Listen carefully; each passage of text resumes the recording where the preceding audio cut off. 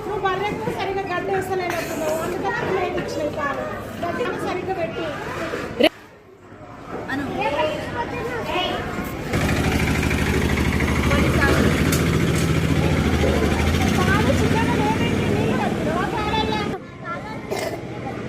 ఏమో వీటితో చాయ్ పెడితే మా ఆయన కబ్బా లేదని అంటున్నాడు